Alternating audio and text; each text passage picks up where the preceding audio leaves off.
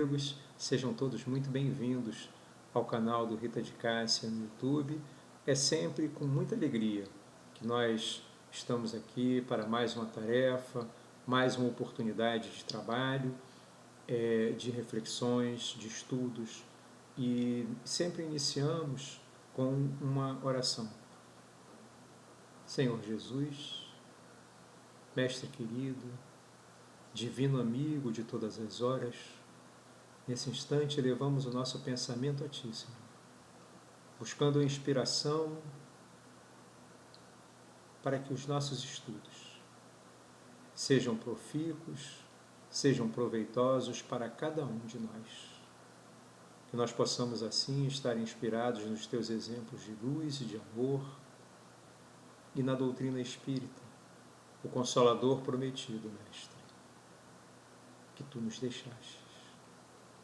Pedimos a Ti, então, a espiritualidade amiga que dirige os trabalhos do Centro Rita de Cássia, para darmos por iniciado a reunião desta manhã.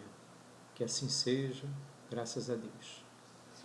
Bom, meus amigos, hoje a casa nos trouxe o convite para refletirmos sobre um ponto que está no livro O Céu e o Inferno, no capítulo 7, que se intitula um subtítulo Código Penal da Vida Futura. Os itens 23 a 33.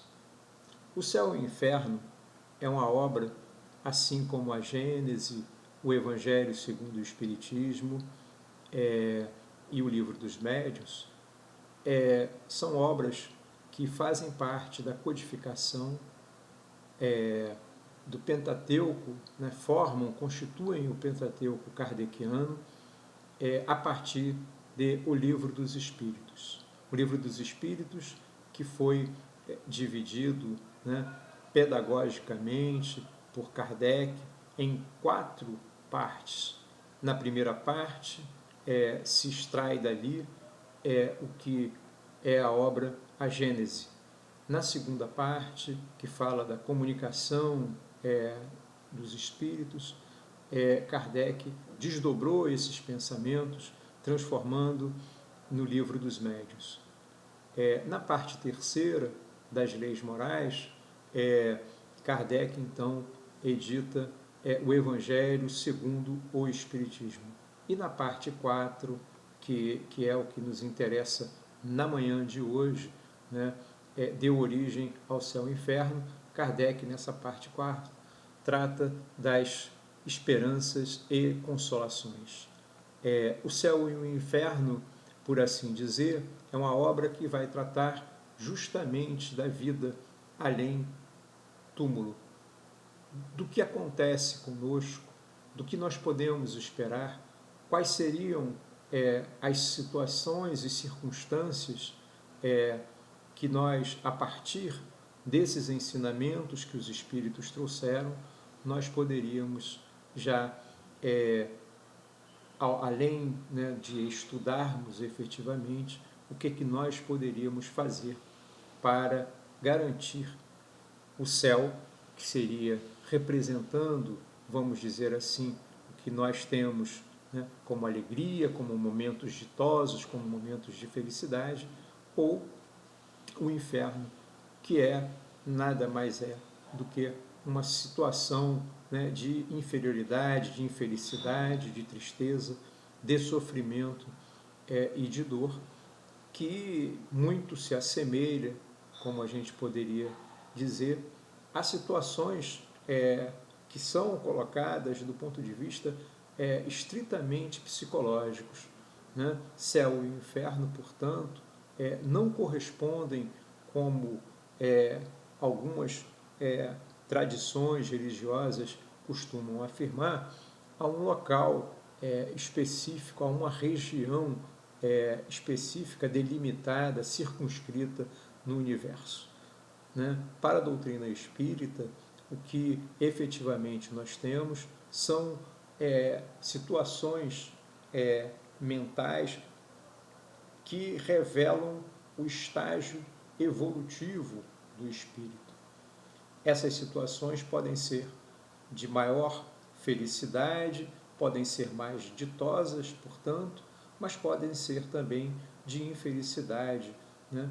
De inferioridade, que revela justamente, né, os vícios, as imperfeições humanas ainda, e que tanto nós devemos envidar esforços para superá-las, para buscar o nosso aperfeiçoamento moral e essa transformação moral que tanto a doutrina espírita nos convida através dessas obras clássicas que nós acabamos de dizer e tantas e tantas obras que são ditadas por espíritos. Nós temos, só para comentar, né, as obras clássicas de André Luiz, que revelam muito, né, que trouxeram uma contribuição fantástica para todos nós do movimento espírita, revelando, né, relatos absolutamente fidedignos de como é a vida no plano espiritual, ou seja, após o nosso desenlace, após nos despojarmos, né, do corpo material aqui na Terra. O Código Penal da Vida Futura, que Kardec nos traz no livro Céu e Inferno, ele dispõe em 33 artigos, né, falando justamente dessas consequências das nossas imperfeições, porque por Código Penal nós teríamos que entender um conjunto de normas que estariam ali a regular essas situações de fato, ou seja, essas condutas, né, os fatos que merecem uma reprovação, vamos dizer assim. Isso se nós tivermos em comparação como nós temos, né, o Código Penal, que nós bem sabemos que se capturam ali determinadas condutas que são tidas por crime, ou seja, que merecem uma resposta do Estado, né, a título de pena para aquele que a infringir. Mas é evidente que essas comparações são sempre muito pobres, porque nós não podemos, de alguma maneira, querer comparar algo que é feito pelo homem, ou seja, as nossas leis, sempre com alguma imperfeição, porque somos imperfeitos, mas que elas são necessárias, não tem a menor dúvida disso, para regular justamente as relações humanas e minimamente se obter uma ordenação social. Todavia, quando falamos do céu e o inferno, ou seja, quando estamos a falar da justiça divina, nós aí temos que olhar os atributos de Deus. Nós temos que verificar que essa justiça divina, ela é sempre perfeita, ela é sempre soberana, sábia e sempre vai buscar a nossa reabilitação. O que não ocorre, lamentavelmente, no plano da justiça terrena. Nós sabemos, conquanto tenhamos o ideal de uma reinserção social de um indivíduo que comete um determinado delito, nem sempre isso é possível, porque ele volta a delinquir. E a mesma coisa acontece conosco no que diz respeito ao plano da justiça divina. Mas, entretanto, na justiça divina, o que ocorre? Deus, por ser misericordioso e bondoso, sempre nos faculta uma nova oportunidade. Uma oportunidade de fazermos melhor. Uma oportunidade de refazermos aquilo que deveríamos ter feito e que fizemos de alguma forma mal, ou que não fizemos. E aí o convite vem através das sucessivas encarnações, momentos que nós devemos refletir justamente como aproveitamos essa bênção que é a reencarnação. Deus, em sua infinita misericórdia, a despeito de que nós tenhamos que experimentar a dor e o sofrimento, por força das nossas imperfeições, das nossas defecções morais, por força dos nossos erros, das faltas que cometemos, mesmo assim, e é através, inclusive, da dor, do sofrimento, que é pedagógico, que tem um caráter de fazer com que o indivíduo volte a trilhar o caminho que o levará à felicidade. Os objetivos da encarnação, ditas e bem expostas no Livro dos Espíritos, é justamente o que? Atingirmos o progresso, o nosso aperfeiçoamento moral, a nossa transformação. Kardec diz, portanto, nesses itens, nesses 33 itens, ele nos traz, a partir dos relatos que foram dados pelos Espíritos, na parte 2 do livro Céu e Inferno, Kardec, nesse livro Céu e Inferno, para aqueles que não conhecem, Kardec traz nessa segunda parte uma série de depoimentos de espíritos que, ao chegarem no plano espiritual, ao chegarem na pátria espiritual, veem justamente e fazem a descrição do que percebem, do que sentem, das condições que os envolvem. São relatos que não estão circunscritos de forma alguma à condição social, à cor da pele, à questão racial, absolutamente. Kardec, de uma forma, como não poderia deixar de ser, extremamente bem direcionado, né, de uma maneira a que nós pudéssemos compreender que a lei divina se aplica universalmente a todos, de forma igual. Ele traz relatos dos mais variados espíritos, das mais variadas condições socioeconômicas e mais. Ele nos traz atendendo também aquela escala espírita que ele bem ordenou, que ele bem demonstrou, junto com os espíritos de verdade, na questão, a partir da questão 100 do Livro dos Espíritos.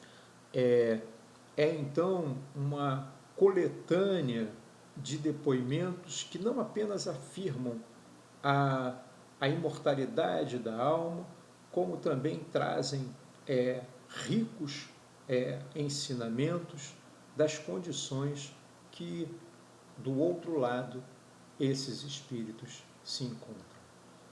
Tudo aquilo que nós fazemos aqui na Terra tem uma consequência. É inerente, portanto, à imperfeição. Kardec vai dizer isso lá ao final, como resumo, inclusive, de todas as questões. Nós vamos verificar isso, das questões que têm a ver com os 33 artigos que ele elaborou do Código Penal da Vida Futura, que o sofrimento ele é inerente às imperfeições. Kardec também nos afirma, logo nesse item 23, a partir do item 23, que nos interessa particularmente para os estudos desta manhã, que é muito comum que os espíritos, quando desencarnam, aqueles espíritos ainda sintam como se vivos estivessem, ou seja, como se estivessem encarnados. É óbvio que vivos eles estão, porque a vida continua, mas a vida corporal cessa com a morte. O corpo já não tem mais serventia. Mas Kardec diz que eles reservam nós temos na literatura espírita inúmeros relatos justamente pontuando essa questão de que os espíritos desencarnam e não têm nem sequer essa percepção que desencarnaram, que realmente passaram para o outro plano. Eles ainda continuam bastante impressionados. Impressionados por quê? Por esse materialismo, pela a matéria que está inerente a essa forma de pensar. Porque o que você traz na consciência? Você traz na consciência todos aqueles desejos, todas aquelas emoções, aquelas sensações que você está vivenciando. É através do teu pensamento. Na realidade, quando a gente se coloca numa condição, né, de meros, digamos assim, instrumentos, né, da matéria, e não ao contrário, a matéria não está a nosso serviço, a gente passa a consumir de uma forma absolutamente desmedida, pensar apenas naquilo que nós temos no plano terreno, nós vamos adensando, né, o nosso perispírito. Nós vamos impregnando com essa energia, porque é a forma com que você pensa.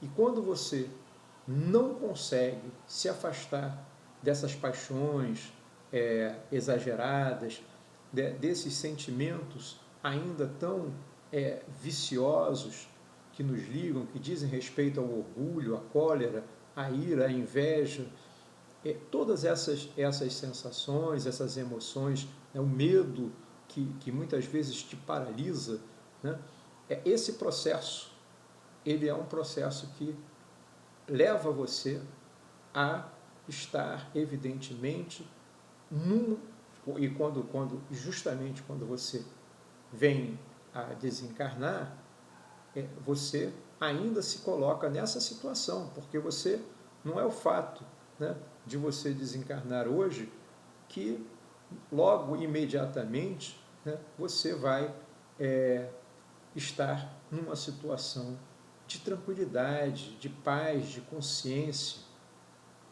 do que está te acontecendo. Muito ao contrário. O que acontece é que você leva para o outro lado tudo aquilo que você está semeando agora. Todas essas impressões, tudo que a gente tem em termos de conquistas de valores morais, a gente vai levar também. Mas também vamos levar os nossos defeitos, as nossas falhas, as nossas fraquezas. Daí porque Kardec chama a atenção que, de fato, você pode ficar por um tempo, longo tempo até, você pode, inclusive, não conseguir ver os seus parentes, aqueles que já desencarnaram precedendo você. Por quê? Porque você se encontra nesse momento de transição, de passagem, né, em que você sai da vida física e volta, retorna à pátria espiritual, mas você não tem ainda essa noção.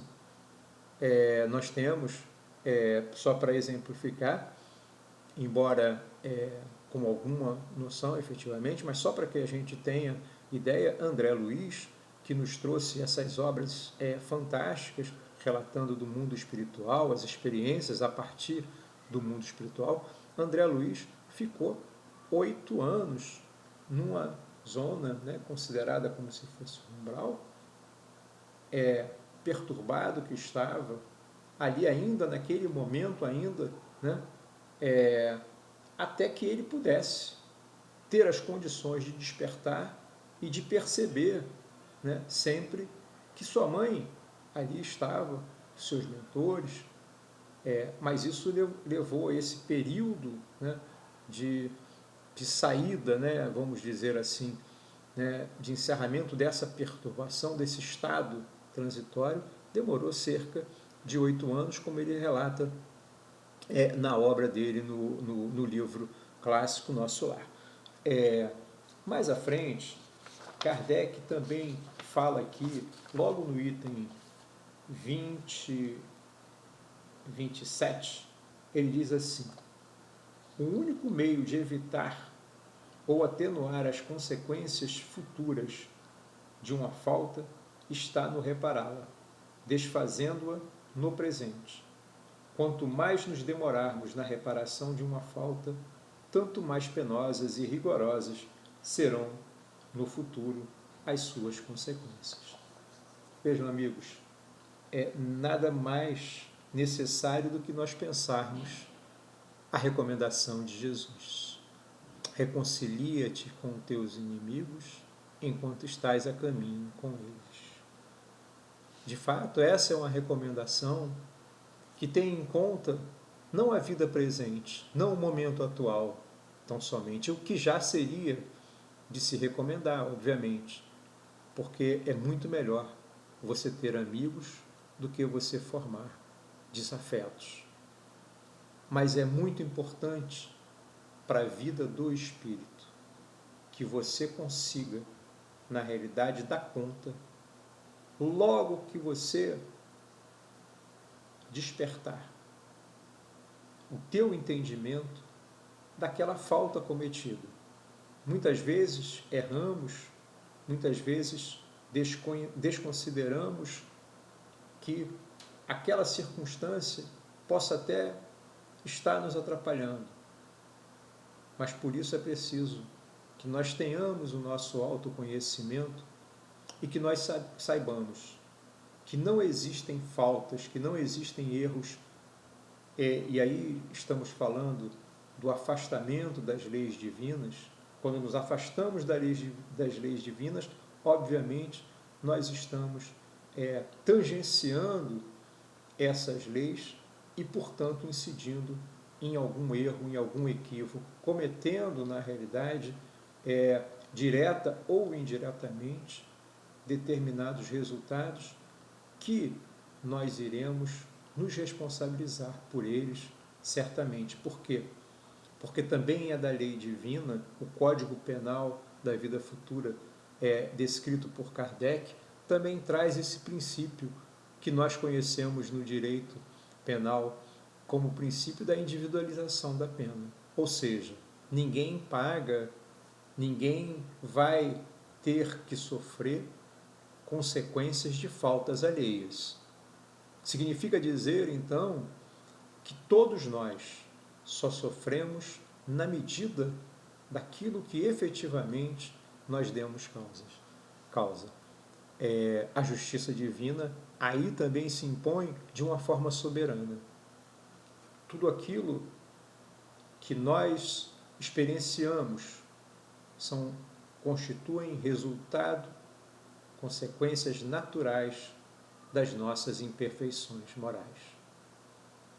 E no Código Penal, Kardec diz que 3 são as condições para que você anule, que você apague essas faltas, essas consequências, que deixam traços, inclusive. Ele fala do arrependimento, da expiação e da reparação. O arrependimento, obviamente, ele suaviza a expiação. Ele traz condições para que você, sinceramente se arrependendo, e aí não é um arrependimento, aquele arrependimento da culpa, eu estou arrependido. Não, é o arrependimento sincero. É aquilo que nós poderíamos traduzir como a transformação mental. É você mudar de conduta. É você, na realidade, observar que aquele movimento não está de acordo com as leis divinas, com aquilo que você quer para a sua vida. Mais do que isso, não basta apenas a expiação. A expiação é um processo necessário, mas é através da reparação que você tenta restituir o reequilíbrio que, por ato seu, você mesmo deu causa a desequilibrar tanto o teu próximo, aquele ao qual você prejudicou, mas, sobretudo, a si próprio. Então, esse movimento que se conjuga entre o arrependimento, a expiação e a reparação, todos eles tendem justamente, são condições inerentes para que você anule os traços, as consequências do teu equívoco, da tua falta. agindo dessa forma, nós nos reajustamos perante a lei divina. A lei divina não nos traz um tribunal. O tribunal único é o tribunal da nossa consciência.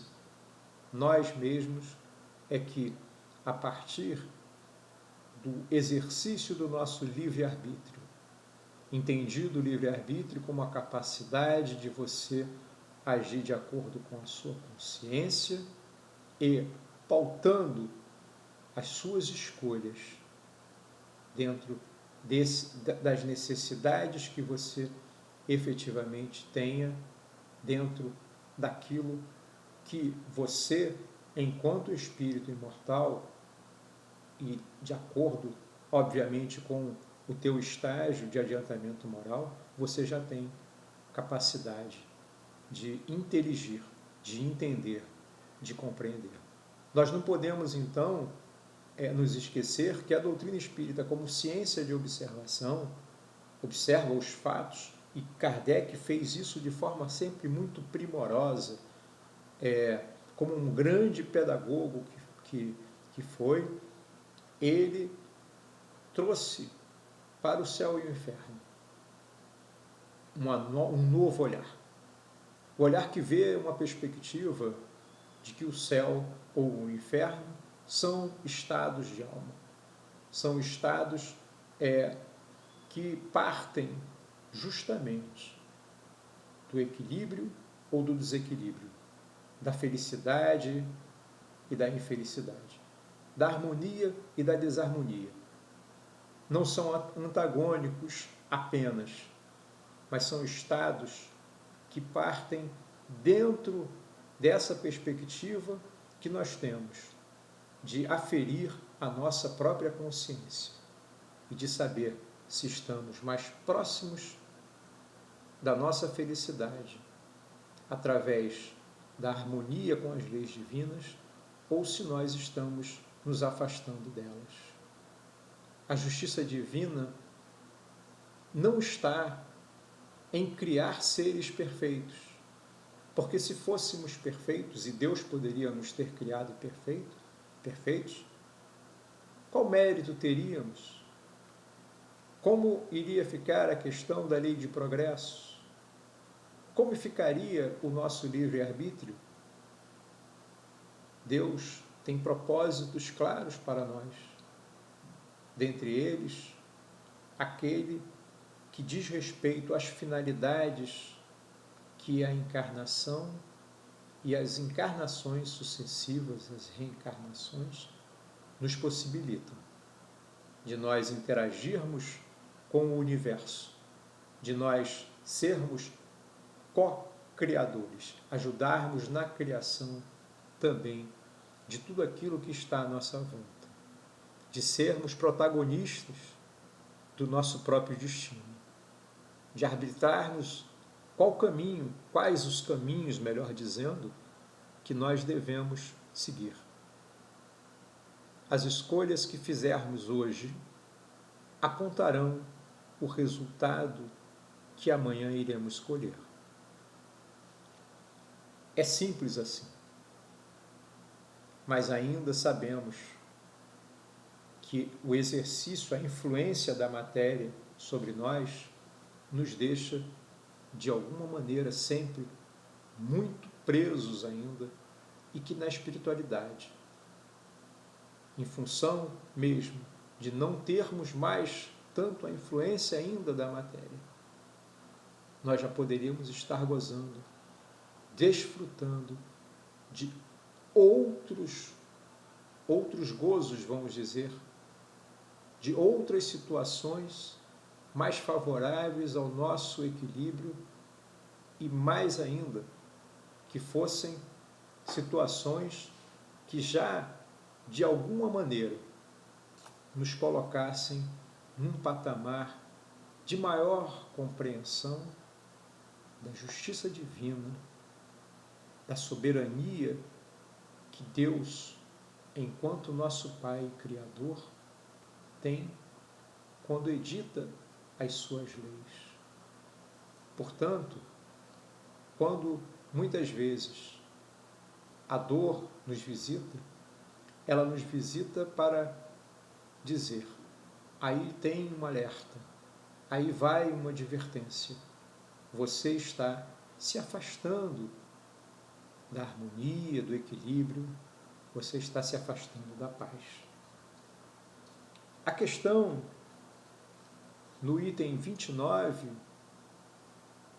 Kardec diz assim, certo, a misericórdia de Deus é infinita, mas não é cega, aquilo que falávamos.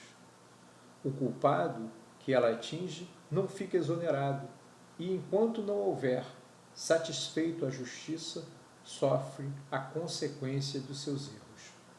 Por infinita misericórdia, devemos ter que Deus não é inexorável, deixando sempre viável o caminho da redenção. Vejam, amigos, então, que tudo depende muito de como efetivamente nós vamos empregar os nossos esforços para que a gente consiga sair logo das situações de equívocos do passado. Vejam que nós, quando postergamos nos reconciliar com o nosso irmão, quando nós deixamos de ter tolerância, quando nós damos vazão àquelas emoções ainda tão ligadas, tão afetas ao nosso egoísmo, ao nosso orgulho, todas essas situações vão gerar consequências, vão marcar o nosso corpo espiritual e vão emanar de nós aquilo que efetivamente nós estamos trazendo. E com isso, que tipo de sintonia nós vamos buscar? São reflexões que nós precisamos fazer. Essa obra, O Céu e o Inferno, é uma obra absolutamente fundamental para todos nós.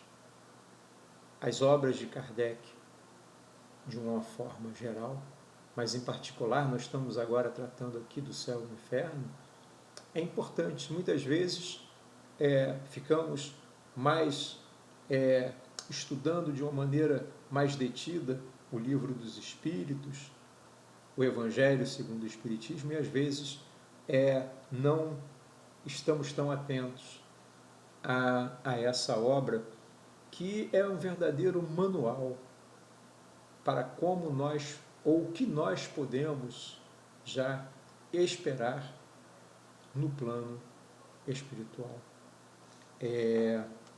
No item 31, Kardec então diz assim, as penas que o espírito experimenta na vida espiritual ajuntam-se às da vida corpórea, que são consequências às imperfeições do homem, às suas paixões, ao seu uso das suas faculdades e à expiação de presentes e passadas faltas.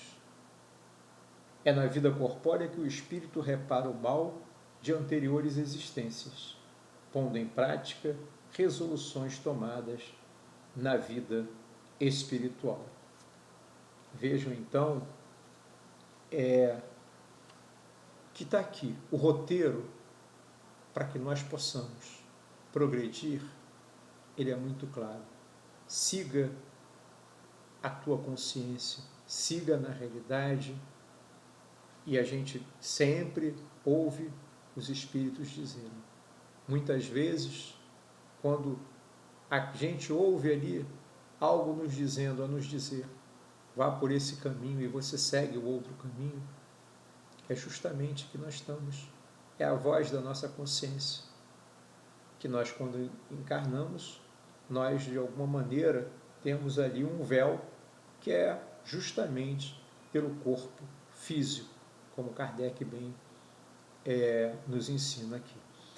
O que nós temos que entender é que quanto mais tempo nós levarmos para tomar as decisões que sejam de correção de rumo, mais tempo nós iremos sofrer.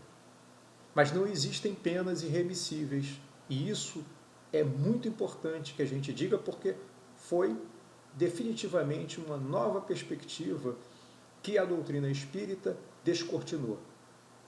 Não existem penas eternas. Existem sim. Aquela sensação que se prolonga de sofrimento apenas para fazer cessar o mal. Como nós sabemos, o mal não existe por si. O mal é a ausência do bem. E é isso que nós temos que implantar em nossos corações. A caridade, a fraternidade universal, essas são as leis de Deus que compõem de uma maneira absolutamente perfeita, íntegra e harmoniosa toda a justiça de Deus. Não precisamos também entender que Deus seja aquele ser antropomórfico de alguma maneira ali implacável, que ele venha com o seu julgamento a nos dizer: se você hoje cometeu um delito A ou B, ou seja, fulano matou ciclano, também vai ter que morrer na próxima encarnação. Não é assim que funciona. A misericórdia divina, a justiça divina tem outros caminhos para muitas vezes fazer com que nós nos atentemos, porque a única coisa que o Pai quer é nos levar de novo, é nos trazer de novo à reabilitação, ao caminho que nós nos desviamos. No item 33, aliás, no item 32, tem aqui, eu acho que é um ponto que a gente não falou, mas que seria interessante. Ele fala assim, ao contrário, a justiça divina patenteia-se na igualdade absoluta que preside a criação dos espíritos.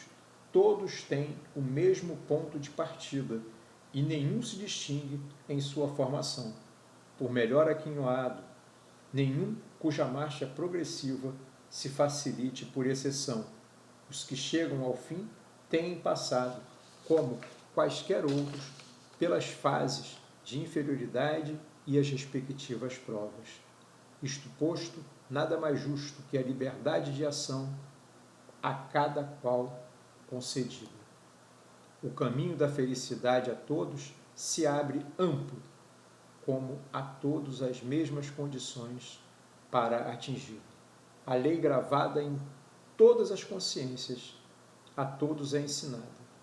Deus fez da felicidade o prêmio do trabalho e não do favoritismo, para que cada qual tivesse seu mérito. Vejam então, amigos, que é assim que nós podemos não só olhar para um porvir mais ditoso, confiantes na justiça divina, nessa providência divina que nunca falha, pedindo forças para que possamos fazer esse movimento interno, que possamos tirar de nós aquilo que podemos ter numa compreensão como um inferno, que é esse estado psíquico, muitas vezes deplorável, em que nós estagiamos por força das nossas falhas, por força dos nossos vícios, das nossas imperfeições. Estamos buscando nos melhorarmos a cada dia, estamos buscando já o caminho. E nesse sentido, nos abre a possibilidade de olhar para frente, de abraçar a caridade, de abraçar os caminhos que nos tornem cada vez melhores. Finalizando, já concluindo, Kardec diz, no item 33, quando ele resume todo o Código Penal, ele nos fala. Em 3 itens apenas, ele resume o que está no Código Penal da vida futura. 1. O sofrimento é inerente à imperfeição. 2. Toda imperfeição, assim como todas as faltas, dela promanada, traz consigo o próprio castigo nas consequências naturais e inevitáveis. Assim, A moléstia pune os excessos, e da ociosidade nasce o tédio, sem que haja mistério de uma condenação especial para cada falta ou indivíduo. Podendo todo ser, número 3, podendo todo homem libertar-se das imperfeições por efeito da vontade, pode igualmente anular os males consecutivos e assegurar a futura felicidade a cada um segundo as suas obras, no céu como na terra. Tal é a lei da justiça divina. Vejam, amigos, nós temos, e eu gostaria até de dizer aqui, para que a gente também pudesse fazer uma leitura complementar, já que não deu tempo de nós abordarmos, tanto da Gênese quanto do Livro dos Espíritos. A Gênese tem, no capítulo 3, Kardec traz um item muito interessante, que é o bem e o mal. E ali nós vamos ver justamente, né, que o mal vem, justamente ele nasce, né, dessas imperfeições.